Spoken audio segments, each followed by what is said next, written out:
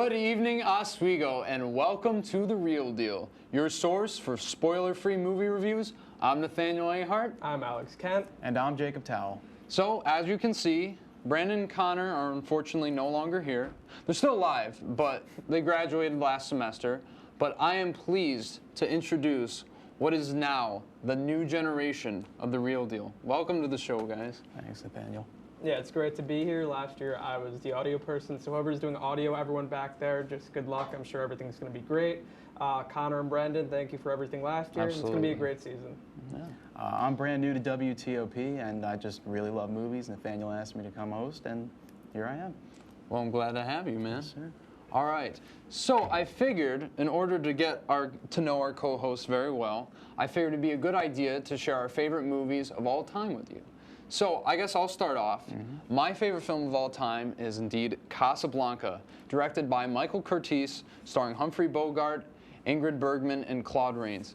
I mean, there's so much to love about this movie. The endlessly quotable script, the strikingly beautiful cinematography, the iconic score, and I mean, Bogart's legendary portrayal of Rick Blaine, it's just one to be reckoned with. But Casablanca really stands out due to its incorporation of its themes of pursuing true love versus what's doing the best for the better good of mankind.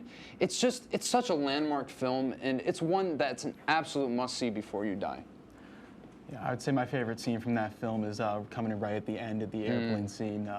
Louis, this is the beginning of a beautiful friendship. Yeah, I mean, I totally agree. It's one of the most iconic endings of all time. Yeah, I mean, in the early 40s when it was released, it was just ahead of its time, and it still is to some degree. I actually just rented it from the library here, so I'm going to see it for like my third time, but I'm looking forward to it. The last time I saw it, I appreciated it, but I'm sure I'm going to appreciate it more this time around. Yeah, I'd definitely like to see it again. It's been a long time since I've seen it. I'd definitely find a new appreciation, I think, if I saw it. All right, yeah, I mean, especially if you watched it a few years before, you're definitely, especially if you've been through a heartbreak, like, it just rings that much more true. Well, anyway, Jacob, what is your favorite movie of all time? My favorite movie of all time has got to be Shawshank Redemption. I mean, it's a good one. Shawshank Redemption combines so many different powerful messages into what is easily the best prison movie of all time. Its main theme being obviously redemption. There's the redemption of Shawshank itself, with Tim Robinson's character turning the prison that was supposed to be the inmates' hell into a place of learning. He builds new libraries. He even tutors some inmates to pass their SATs. It's the redemption of Tim Robinson's character himself, a wrongly accused man who's paid for his sins and then summoned Shawshank, leading him to escape and live free on the Golden Coast of Mexico. And it's also the redemption of Morgan Freeman's character, Red, whose immature actions as a young adult landed him in prison for life until he eventually gets out on parole. I mean, yeah, you know, the thing is, me and Jacob just saw this in theaters, and it was just a phenomenal experience, especially seeing that iconic Shawshank shot on this big screen. Would you guys agree it's the best Stephen King adaptation of all time? I think I'd say so, It was a yeah, novel definitely. first. And the thing is, the novel, I mean, I'm not saying it was bad. I read it. It's just not to the same level of acclaim as the film. Oh, of course and also not. Stand By Me is great and all that, but Shawshank, Shining. the best prison film of all time, like you just said, Jacob. And I saw it in high school for the first time. I've seen it 3 to 4 times since, analyzed it. And the whole sequence with Brooks was here. Still hits me hard. Yeah, it's every heartbreaking. time. Yeah. And it just really highlights the sense of institutionalization. Yep. It's a hard word, but yeah, it's a really phenomenal Andy movie. Dufresne's redemption is one of the best character studies you can see. Oh, yeah. I mean, we're going to talk about Joker later. But Oh, yeah. Oh, I'm Little sure. Well, anyway, in that case, what's your favorite movie of all time, Alex? So the first thing I would say, if someone were to call me funny, and I'm not that, so don't worry, but my immediate response would be, funny how? And this line was famously delivered by the terrifying Joe Pesci in Martin Scorsese's 1990 crime biopic, Goodfellas. And Goodfellas is that's one of the endless amount of mesmerizing scenes in the film, and the film tells the story of Henry Hill as he navigates a life of crime. And the great thing about Scorsese's direction of the film is he shows no sympathy for the decisions these people make. Alongside seamless editing and pacing, a killer soundtrack, and a dedicated crew, Goodfellas has stood the test of time as a masterful landmark within cinema. You know, I mean, it's one of my favorite movies of all time, too, but that soundtrack, man, so good between George Harrison's What Is Life, you know, Derek and the Dominoes' Layla. Magic Bus by The Who when he's losing his mind. Donovan's Atlantis. It's just so good. Yeah, my favorite scene in that movie it's got to be the intro, the one-shot tracking scene while he walks into the club with his Yeah, wife. the Copa shot. The table comes over, they set it down right in front of the musical performance. It's just so much power, shows so much about the character himself. I love As it. I said before, every time Joe Pesci is on the screen, and he won a well-deserved Oscar Oh, for that absolutely. role, Oh, yeah. he just terrifies me. I mean, he's a real human too. He was based off a real gangster, and imagine being around him. Oh, I couldn't. yeah, definitely obviously, couldn't. we're not in that same lifestyle, but if he was in the same place as us, bad things would Wouldn't happen. want to be there. Well, No, sir. anyway, coming up after the break, we review our top 5 favorite movies of 2019 thus far. We'll be right back. Welcome back to The Real Deal, your source of spoiler-free movie reviews. Now, today we're discussing our favorite films of 2019 thus far, and now we go on to our 5th and 4th picks. So, Jacob, what do you got for us? Actually, we're gonna ask Alex. let me Okay, we're starting Yeah. off with Alex. So starting off at number 5 is the cultural phenomenon released in May, known as Avengers Endgame, and I'm sure most of the students here saw it. And as the culmination of 11 years of Marvel glory, Endgame accomplished everything it needed to while pulling on our collective heartstrings. So if you've seen the movie, you know what that means. So moving on to number 4 is Alex Ross Perry's Her Smell, and it stars Elizabeth Moss as female musician known as Becky Something. And this drama entails everything haunting about the rock and roll lifestyle, and it still hits me to this day. Yeah, I mean, I think both me and Jacob can yeah. agree with you with Endgame. As, you know. Yeah, you had Definitely it goes with my higher top than me, five. too. We'll talk about it later. Oh, yeah. But I don't think he saw Her Smell. But I do not. I do agree with you. It's a great character study. Really, really hard to watch. Like Yeah. I can't really see myself watching it again. But Elizabeth Moss is just she's Her phenomenal. in it. rendition of Bryan Adams' song "Heaven" was the best moment of the film. I absolutely agree. Another thing about the film too is it reminded me of the movie Steve Jobs, directed by Danny Boyle, as it was just 3 scenes over 2.5 hours in different locations. You're And it was right, Done really yeah. well. Done really well. Yeah, especially like that recording studio is just so elongated. But man, it's so good. You know, I've got Endgame a little bit further up on my Yeah, list. yeah, I yeah. definitely loved it just We'll get as into a, that, yeah, just yeah. as a personal fan. But I really like how they ended a lot of the story threads after a big saga. You know, it was kind of great that we got a satisfying ending to something so large and Yeah, so the Russo difficult. brothers were very smart with their direction. Yeah. Yeah, and so I think Jacob. Yeah, I'm up. Now it's time for you. Yeah. In my number 5 spot, I've got John Wick Chapter 3 Parabellum, and in my number 4 spot, Ad Astra. As far as action movie series go, I feel like John Wick is a series that has probably the most consistent action series ever made. It's a movie mostly centered around its action set pieces, which is usually a bad thing when it comes to action films, but it's kind of what the series is all about, much like Mission Impossible. My favorite genre of film is sci-fi. I love seeing people's visions of the future, and Ad Astra does not shy away from the possibility of a bleak one. The best way I could describe this film is Apocalypse Now in space. Yeah, I definitely agree with you. To me, that movie felt like an amalgamation of Apocalypse Now and 2001: A Space Odyssey. Yeah. Though the execution I thought was a bit contrived, but Yeah. I can understand why people would love the film. I can definitely And agree it's with never that. a bad thing. I mean, Jacob, you just said it's Apocalypse Now in space, and Yeah. that's one of the greatest films Oh, of yeah. all time. So, I mean, the biggest thing with the film, as you just said, Nathaniel, was the visuals are great. Some of the storytelling was, it was fine. Yeah. It wasn't great, but Brad Pitt's having the year of his Oh, life. And absolutely. We'll He's get into that great. later. We'll Yeah. get into that later with From one of Once my. Upon a Time into this movie, he's definitely played some great characters this year. I say it's Apocalypse Now in space mostly because of just this getting into the journey itself, all the different characters, although I feel that many of the supporting cast were a little bit rushed. I agree. still loved the entire concept of the movie, what it tried to do. Also the mental struggles you go through going on a journey like that Oh, yeah. as well. But John Wick, yeah, that scene with the book. I mean, and the horses and the knives. The horses, oh my God. It's not my favorite John Wick movie, but those are like literally the best moments in like the John Wick yeah. franchise. Action done in the best way possible. Absolutely. Definitely. So, I guess it is time for me to go. And so with my first pick, I'm going with Ari Aster's Midsummer. With 2 features in the course of 2 years, Ari Aster has proven that he is a modern-day horror auteur, utilizing impeccable filmmaking and themes of finding family as opposed to using cheap jump scares. Now, my number 4 pick is the much controversial Joker film directed by Todd Phillips and starring Joaquin Phoenix. While some people say the film isn't about anything, I'd like to say it's about an individual who is screwed over by a society that doesn't care about him, and it kind of points out the potential causes that leads to these situations occurring in our society while not really directly offering a solution, and I love that. Yeah, we saw Joker together 2 Thursdays ago, something like that. Yeah, And whenever it came out. Once it ended, we were both just sitting there stunned. Our eyes were just still Yeah. glued to the Oh, screen, yeah. waiting for some more after the credits. And sadly, there was nothing. But that's still a good thing. The No. ending was really good. Oh, yeah. The Joker, there's a lot of controversy surrounding that film. A lot of people were saying it inspires violence. I never really felt that at all. I felt, if anything, it kind of just avoided it. Yeah. Almost. Yeah. It's almost like when the violence came up, it wasn't too gory. It was almost like, I think they worked hard enough for it. I think I'm actually going to negate that statement. You said it wasn't too gory. I felt every time there was violence, I was squeamish, and I'm rarely squeamish about violence. And the thing is, by showing it more gory was a good thing to show us that violence is bad. We should all know that by now. That might but- have just been too much Walking yeah, Dead yeah, for me. yeah. It was a great film, and not for everyone though. And also, I saw Midsummer with Alex, and that was an experience, especially with one scene near the end. 5 minutes of just awkwardness. Easily and- the most yeah. awkward film experience I've had in the cinema, that's for sure. All right, well, it seems like we're going to have to take a break, but when we come back, we'll keep giving you the rest of our list. Please stick around.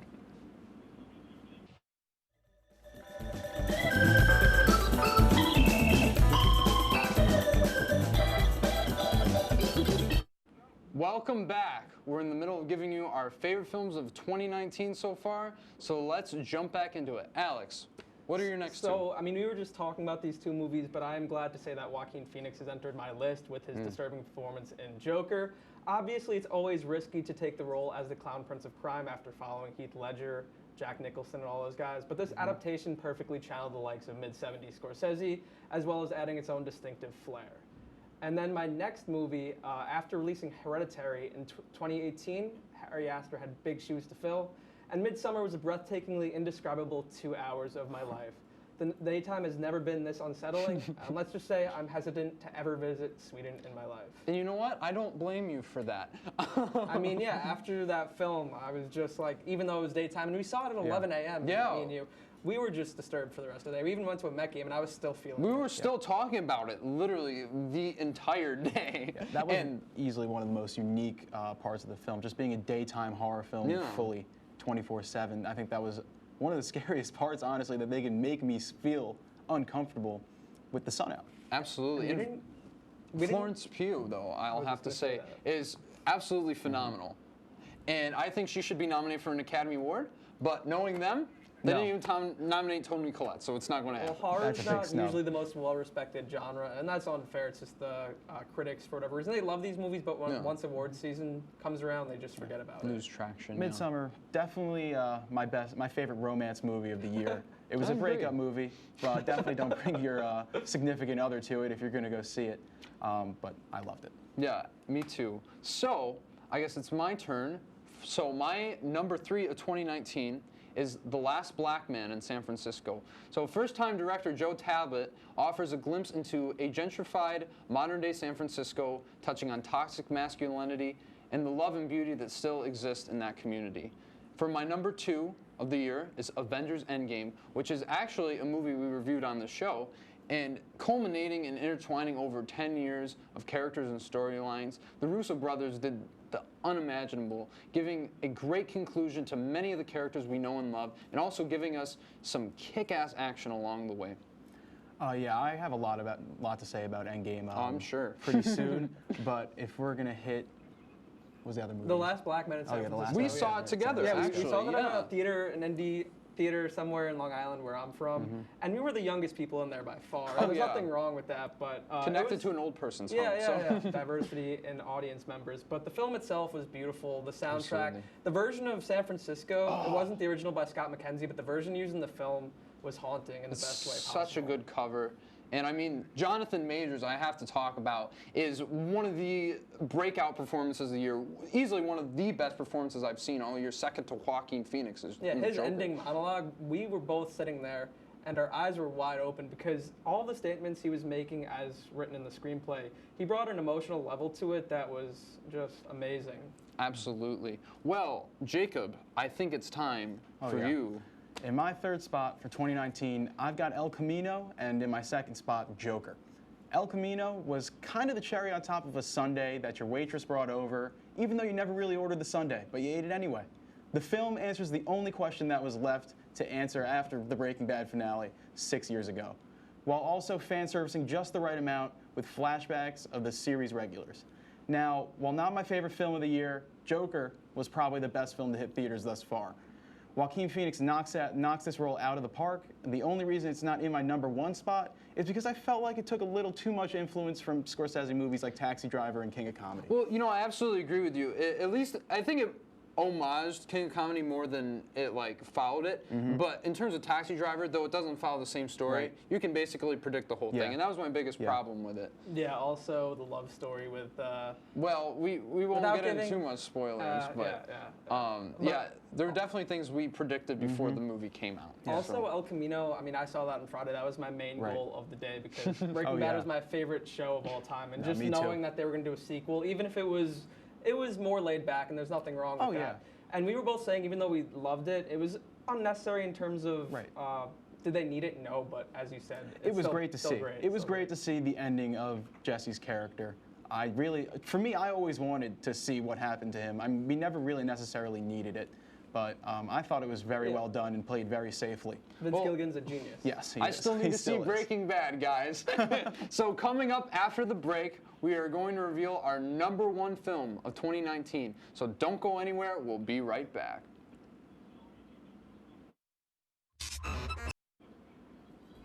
Welcome back to the final stretch of this episode of The Real Deal. We've reached our top choices for the films of the year so far, so I can't wait to get into it. And really, this has been a great episode. I Yeah. really mean that. First impressions are always key, and without trying to be cocky. Yeah. I think we're doing a good job. Absolutely. But, as all things must pass, as George Harrison would say, and they must come to an end, so we have to get with it. We have to talk about our favorite movie of the year. So, now, my favorite movie of the year, I might as well get right into it. The moment you've all been waiting for is Olivia Wilde's Booksmart. And while on the surface it may seem like a female version of Superbad, it's so much more than that. And the script is almost pitch perfect. There's wonderful performances across the board and a hell of a lot of hilarious moments. It takes the Superbad formula and makes it better. Booksmart gives characterization and understanding to not just the lead characters, but also many of the supporting ones as well, fleshing them out beyond the typical high school stereotypes that are often seen in coming-of-age films. And I really can't recommend Booksmart more, and that's why it's my favorite film of 2019. It was very overlooked too. It came out with the same time as Aladdin. Right? Yeah, and of course they go and pay for something that's non-original. When I haven't seen the film yet, but when I first saw the trailer, I really thought it was kind of just going to be this carbon copy of Superbad, just with females like they've done with, I don't know, Ghostbusters, let's say. But it seems like it wasn't. Well, as I said, it follows the formula, Yeah. but the characters are much different. And unfortunately, we don't have McLovin, one of the Right. greatest side characters in cinematic history. But that's okay, because that's not what it's about, Right. And so, but really, you guys should absolutely check it out, because it is one of the best movies of the Yeah, year. you've been telling me for like 5 months straight. Ever since it came out. Non-stop, he has been telling me about this movie. I'm definitely going to watch it soon. All right, so Alex, the time has come. What is your favorite movie I've of the been year? waiting all show to tell you guys about this, and you both saw it, but we have different Absolutely, opinions. yes. So after binging all of Quentin Tarantino's films over the summer, I was highly anticipating Once Upon a Time in Hollywood, to say the least. And as shown by my #1 selection, this piece of art brought Leonardo DiCaprio and Brad Pitt together in 1969 LA. And with a wonderful production design, soundtrack, and understanding of history, Tarantino combines all of his signature elements to craft his most laid-back effort yet. And running at nearly 3 hours, every minute is just masterful. See, to me, I felt like you could have cut out, because the thing with me is this was one of my most anticipated movies of the year. I was more excited for this than Endgame, because I Me too. love Me too. Tarantino. But, it's still really good. I really liked it. I think thematically it's one of his most mature works. But there's a lot of stuff like when Brad Pitt's riding around in LA, agree it's with like you you on that. can I cut agree. out some of that. The thing Yeah. about it for me is I'm a huge fan of 60s music and entertainment in general, and it's not going to hit everyone the same way. I've always been interested in 50s, 60s, 70s entertainment, old stuff, and I have an old soul. But Tarantino's the same way as me, and he knew how to combine all this stuff. There is a lot of filler because it's nearly 3 hours, as I just said, so he could have cut out a few things. I'm not going to disagree with you. but the final 20 minutes is signature Tarantino. Definitely. And the dialogue is always engaging the whole way. Tarantino and DiCaprio, Margot Robbie as well. She was a great symbol of Sharon Tate. I love the nostalgia factor of that entire film. Just kind of the, I guess, the making of films and TV shows, like that one scene with Leonardo DiCaprio. He was on FBI, I think. yeah. And I've watched that scene side by side with the original FBI scene, and it's just amazing to see, and how Quentin Tarantino did almost picture perfectly remake that scene. It was just really Amazing cool. attention to detail. Yeah, amazing Absolutely. attention to detail. Well, Jacob, what is your favorite movie of the year? My #1 movie of the year has got to be Avengers Endgame. Just as a lifelong fan of MCU, I was blown away by this film for a few reasons. One being that I was so glad we got a satisfying ending to a saga so large in size. After 22 movies, I couldn't believe the Russo brothers and Kevin Feige found a way to end so many character arcs in both an unexpected and satisfying way. And spoilers, if you haven't seen this movie yet, so many things surprised me in this film. From Black Widow being the Soul Stone sacrifice to Captain America finally wielding Thor's hammer against Thanos. Watching this film in IMAX opening night was by far my best cinema experience ever. People were screaming, crying, and laughing like they were attending the Super Bowl. It was insane. I mean, yeah, like, I gotta tell you, like, Tony Stark was my favorite character in the MCU. The first time I saw the movie, I sobbed. Oh, and me I too. don't get emotional in movies, people. This was like a big moment, and I was just yeah. losing it. And Cap's arc, Oh my that God. ending, like, even though I was more upset about, like, what happened to Tony, Right.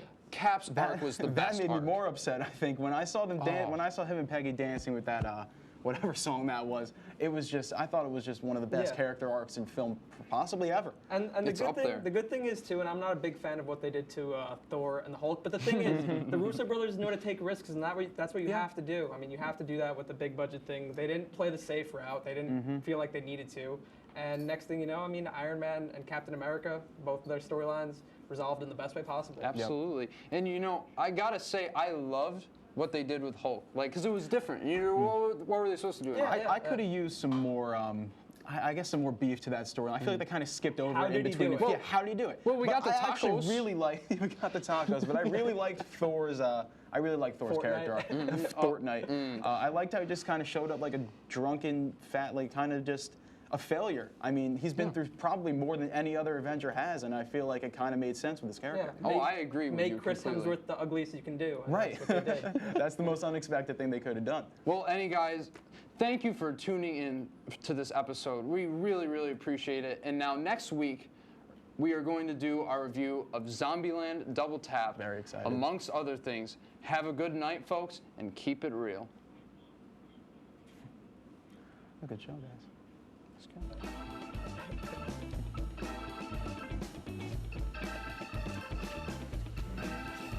So what about